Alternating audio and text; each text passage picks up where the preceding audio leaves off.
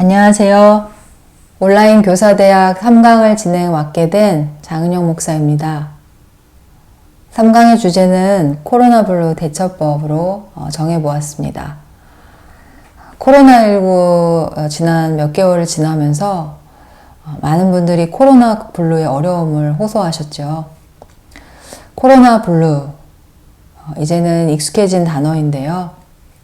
코로나19 바이러스를 뜻하는 단어 코로나와 또 영어로 우울감을 뜻하는 블루라는 단어가 합쳐져서 만들어진 이 계절의 새로운 단어입니다.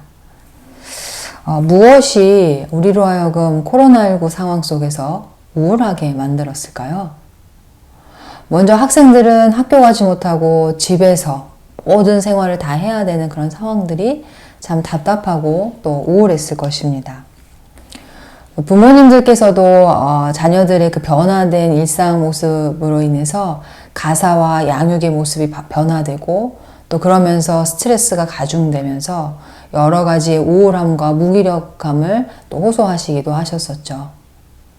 뿐만 아니라 사업 현장에서 이렇게 일하시는 자영업에 종사하시는 분들은 그 현장에서 체감되는 어떤 경제적인 어려움들 때문에 더 또 극심한 또 심적 어려움들이 있으셨을 것이라 생각됩니다. 코로나19와 같은 그런 급작스럽고 또 긴 재난 상황 속에서 우울뿐만 아니라 우리 안에 눌려진 또 다른 감정 버튼이 있는데 바로 불안입니다. 콧물 나는 거, 미열 나는 거, 근육통 같은 것들은 일반적인 그냥 상황에서는 그냥 지나칠 수 있는 증세였는데 코로나19 상황 속에서는 굉장히 신경이 곤두서게 되는 것이죠. 혹시 내가 코로나19에 감염된 건 아닐까? 이러다 나 때문에 내가 속한 공동체가 피해를 입는 건 아닐까? 하는 불안감들을 아마 지난 몇 개월간 여러분들께서도 한 번쯤은 다 경험하셨으리라 생각이 됩니다. 이처럼 우리는 지난 9개월여간 코로나19라는 그런 특수 상황 속에서 우리 안에 그 안팎에서 우울과 불안이라는 감정이 그 생생하게 드러나는 것을 보게 되었습니다. 지난 몇 개월간 이 우울과 불안이 여러분들에게는 어떤 모습으로 찾아왔었는지요? 또 그랬다면 여러분들은 이것을 어떻게 또 극복하셨는지요? 그동안 우울과 불안이라는 단어는 나와는 상관없어 라고 하며 지내시다가 갑자기 찾아온 이 상황 속의 그 우울감과 불안감이 혹시 당황스럽게 여겨지시진 않으셨는지요? 오늘 이 강의를 통해서는 코로나 블루를 통해 드러난 두 감정, 우울과 불안에 대해 알아보고 이것을 어떻게 다루어야 할지 먼저는 심리학적, 의학적 차원을 간단히 살펴보고 또 끝으로 성경적인 접근과 대안을 살펴보고자 합니다.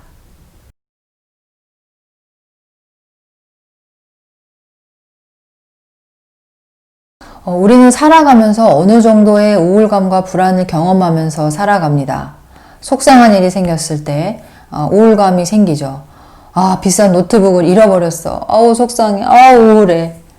아기가 저기 2층 난간에서 얼굴을 내밀고 있는 걸 보니 불안해. 라면서 말이죠. 이렇게 그 위험한 상황에서 그 위험한 상황에 대처하기 위해 우리 안에 나오는 그런 불안들, 또 속상한 일이 생길 때 내 안에 올라오는 그런 감정으로서의 우울들, 이거는 지극히 자연스러운 것이라는 것입니다. 하지만 우울감과 불안감이 더 깊어지고 길어져서 이것이 우울증이나 불안장애가 되면 이것은 치료가 필요한 차원의 우울과 불안이 되는 것이지요. 치료가 필요한 차원에서의 우울은 스트레스와 밀접한 관련이 있는 것으로 알려져 있습니다. 정신건강의학과 이윤주 박사에 따르면 우울은 내가 가진 자원보다 외부에서 더 많은 것을 요청해 올 때 거기에 너무 많은 에너지를 쓰다 보니까 에너지가 떨어진 상태요, 또 무기력한 상태라고 말합니다. 불안한 상황이 이미 지나가는데도 계속해서 극도의 불안감에 시달린다든지 아직 오지 않은 일에 대해서 불안감을 느끼면서 일상을 살아가지 못하는 이런 불안장애도 스트레스와 관련이 있습니다. 스트레스가 높아지면 뇌의 그런 신경 회로들이 과활성화되는데 그러면서 뇌의 그 신경 전달 물질들의 균형이 깨진다는 것이죠. 어떤 신경 전달 물질들은 뚝 떨어지기도 하고 또 어떤 것들은 너무 많이 생기기도 하면서 이 균형이 깨지게 된다는 것입니다. 그러면서 뇌의 이런 변화 때문에 몸의 신체적인 증상도 나타나게 되는 것이죠. 가령 불안하고 긴장, 초조해하면은 소화가 잘 안 된다든지, 불안해하면 잠을 자는데 문제가 생긴다든지 하는 그런 2차적인 증세들이 있을 수 있다는 것입니다. 이러한 신체적인 증상들을 오래 두면 또 이것이 우울증으로 또 이어질 수 있다고 전문가들은 경고하고 있습니다. 그렇다면 치료가 필요한 차원의 이러한 우울, 코로나 블루를 호소하는 이러한 분들 상황과 또 이러한 그 불안에 대해서 심리학과 또 의학 쪽에서는 어떤 대안을 말하고 있을까요? 크게는 두 가지 차원의 치료를 생각해 볼 수 있겠습니다. 첫 번째는 약물 치료입니다.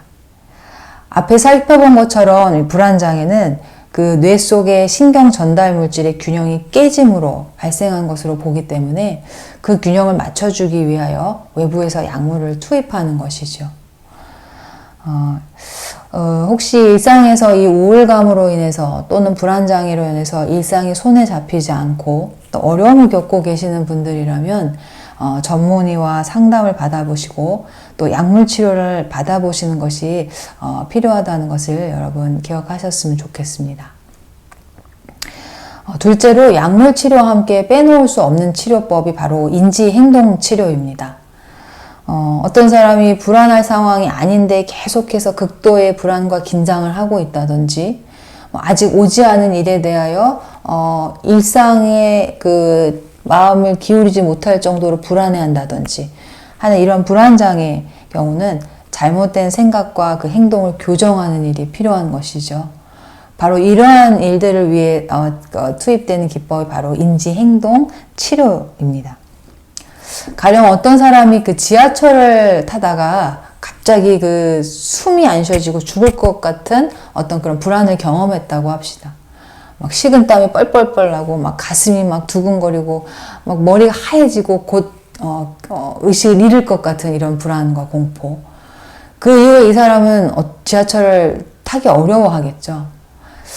이런 상황 속에서 이 사람이 신뢰할 수 있는 사람과 함께 그 지하철을 타러 내려가서 짧게 한두 구간씩을 함께 타보는 것입니다. 생각과 행동을 이렇게 하면서 죽지 않는구나. 지하철 안에 내가 숨을 쉴 만한 충분한 산소가 있구나. 이런 식으로 이제 그 생각과 그 사고를 교정해 나간다는 것입니다. 우리가 이 다음 장에서 성경을 통한 우울과 불안의 접근 그리고 대안법에 대해서 알아볼 텐데요. 이 인지행동치료와 좀 비교하여 주목해 볼 필요가 있습니다.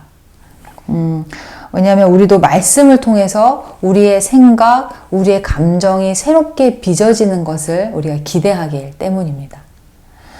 다만 여기에는 우리의 의지력, 반복적인 학습으로 그것을 성취할 수 있다라고 하기보다는 성령 하나님의 도우심이 반드시 있어야 한다라는 하는 어떤 큰 차이가 있다는 사실을 또한 기억해야 하겠습니다.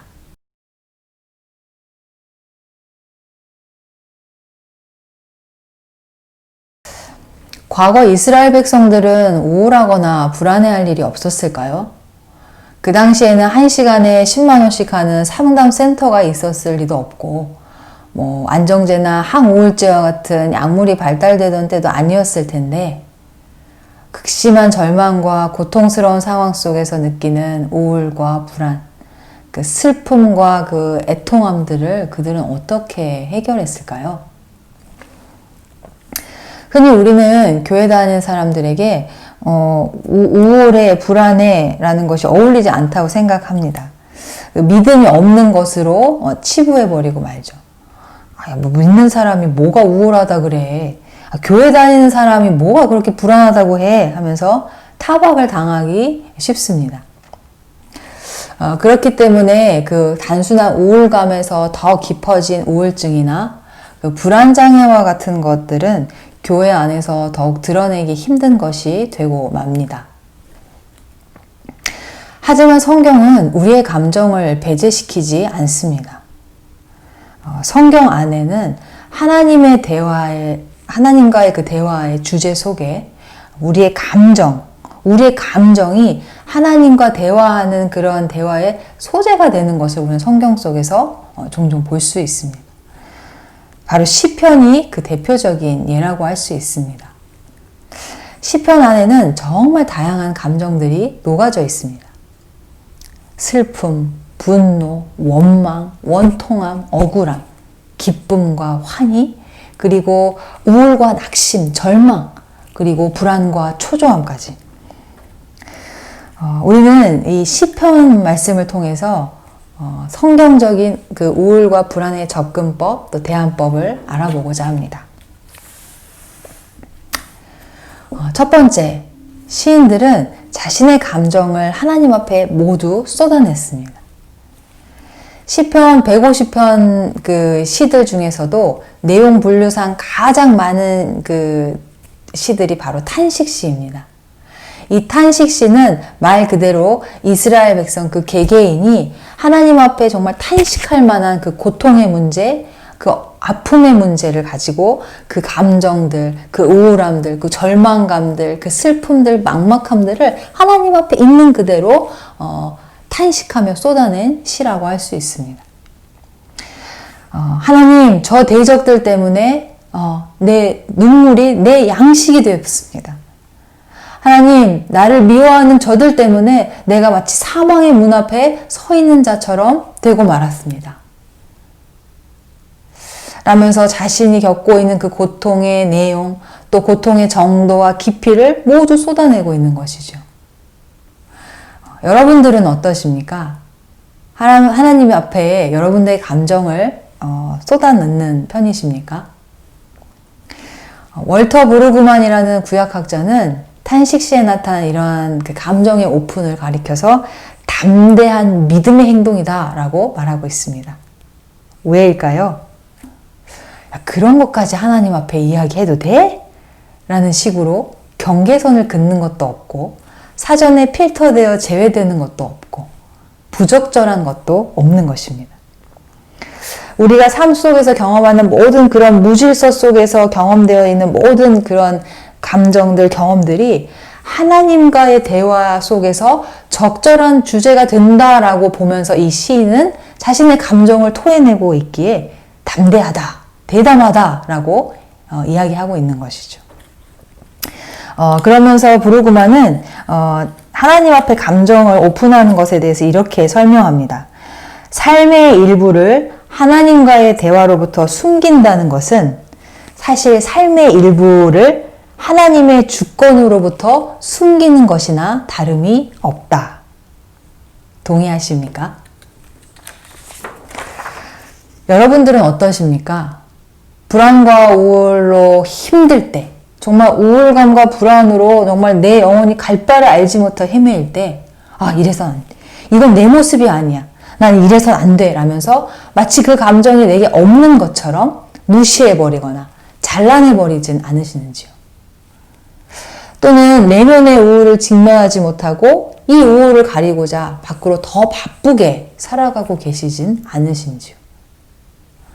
불안을 감추기 위해 더 철저히, 더 완벽하게, 더 꼼꼼하게 하는 그런 강박적인 생각으로 불안이 더 가중되고 있는 그런 모습은 혹시 아니신지요?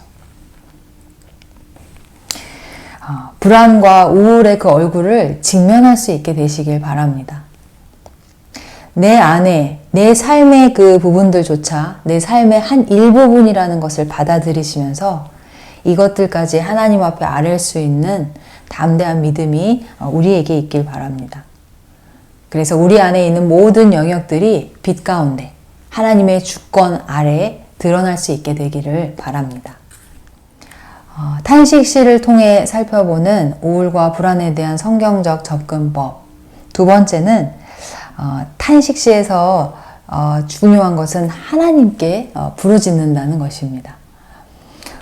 내가 느끼고 있는 감정도 오픈하고 그 감정에 대해서 다 쏟아놓고 호소하되 단순히 그 감정 분출이나 그 어떤 그 자기 신세 한탄이 이 탄식 시의 주요 관심이 아니라는 것이죠. 결국에는 이 고통이 제거되었으면 하는 것이 이 탄식 시의 주요 관심인 것입니다. 그래서 탄식 시는 하나님의 이름을 부르면서 시작합니다. 이 고통을 제거하는 데 있어서는 하나님의 개입하심이, 하나님의 도우심만이 간절히 필요합니다 라는 것을 고백하면서 이 탄식시가 시작된다는 것입니다. 사실 하나님 앞에 나의 감정을 쏟아내는 것도 다시 뒤집어서 보면 하나님을 신뢰하기 때문에 가능한 것입니다. 하나님께서 이 감정에 대해서 공감해 주실 것이다. 우리가 예수님이 우리의 감정 모든 것을 체휼하실 수 있는 하나님으로 고백하지 않습니까? 주님께서 이 감정을 헤아리실 것이다. 그리고 여기에 이 상황 속에서의 나를 또 건져내 주실 것이다 라는 그 신뢰가 그 탄식시 한복판에서 아우성치고 있다는 것입니다. 우울과 불안 가운데 요동하는 나의 모습을 보고 계십니까? 여러분들의 모습 속에 혹시 그런 어려움들이 있으십니까? 그러한 상황 속에서도 하나님을 향한 신뢰가 여전히 우리 안에 있게 되길 바랍니다. 하나님, 내 의의 하나님이여, 살아계신 하나님이여 라고 부르짖으며 그 감정을 하나님 앞에 가지고 나아가는 저와 여러분들이 되기를 바랍니다. 끝으로 우리가 성경적으로 우울과 불안을 다룰 때 기억해야 할 한 가지가 있습니다. 바로 하나님을 향해 돌아서는 소망의 싸움입니다. 하나님을 부르짖습니다. 하나님 앞에 나의 감정을 다 아뢰입니다. 다 쏟아놓습니다.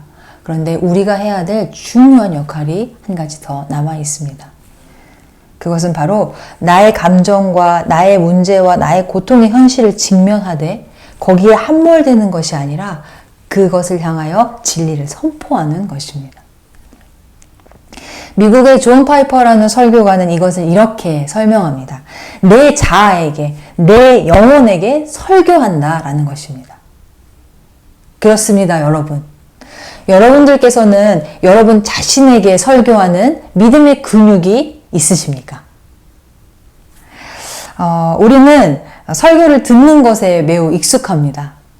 그리고 교사로서 이 말씀과 성경의 내용들을 누군가에게 가르치는 일에도 매우 능통할 수 있습니다.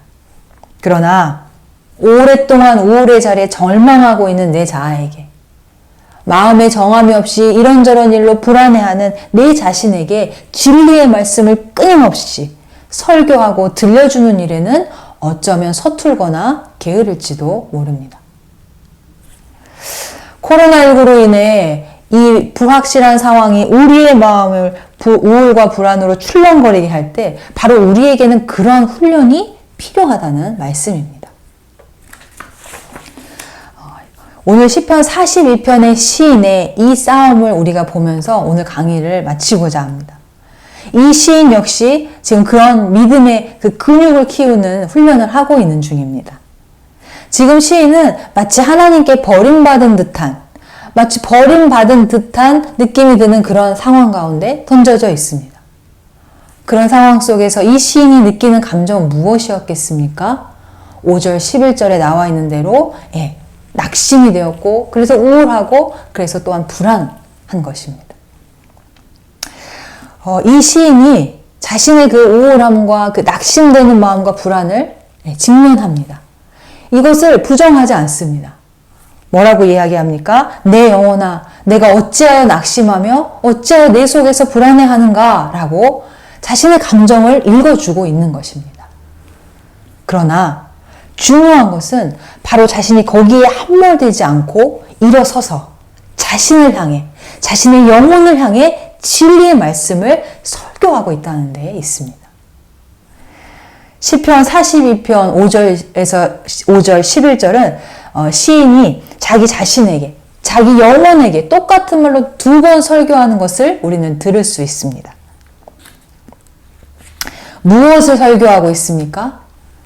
우리의 참된 소망의 근거가 무엇인지를 우울 때문에 축 처져 있는, 불안 때문에 요동하고 있는 내 자아를 향해 무엇이 우리의 영원한 소망의 근거가 되는지를 설교하고 있는 것입니다. 내 영혼아, 내가 어찌하여 낙심하는가? 내가 어찌하여 내 속에서 불안해하는가? 너는 하나님께 소망을 두어라. 나는 그가 나타나 도우심으로 말미암아 내 하나님을 여전히 찬송할 것이다. 라며 우리의 영원한 소망의 이유 되시고 영원한 반석 되시는 그 하나님께 너의 소망을 두어라. 라고 자신을 향해 힘주어 설교하고 있는 것입니다.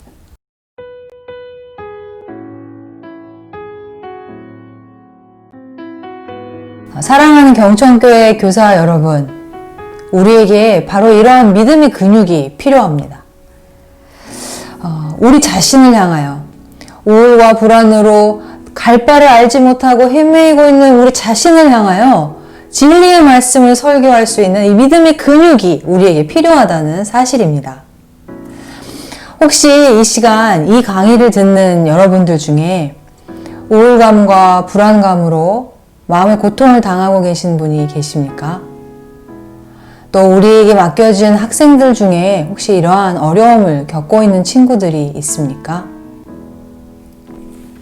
분명한 것은 우리에게 어느 정도는 약물 치료도 필요하고 또 심리학적인 인지 행동 치료나 상담도 필요하다는 것입니다. 좋은 친구들과의 만남과 대화도 필요하고 즐거운 취미 생활을 갖는 일도 필요하며 또 누림과 쉼도 필요합니다. 하지만 우리가 잊지 말아야 할 한 가지가 있습니다.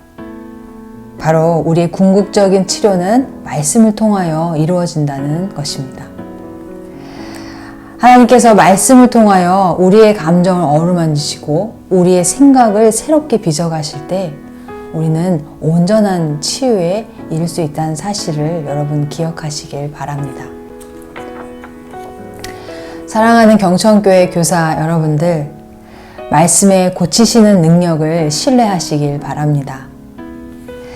말씀 속에서 우리의 감정과 생각을 새롭게 빚어가시는 하나님의 손길을 기대하시길 바랍니다. 그래서 그 주님 앞에 여러분들의 마음을 활짝 열어드리게 되시기를 바랍니다. 하나님께서는 말씀과 성령을 통하여 우리 안에 그 어두운 부분까지도 빛 가운데 드러내어 주님의 그 주권 아래 새로운 피조물로 우리를 변화시켜 나아가실 것입니다.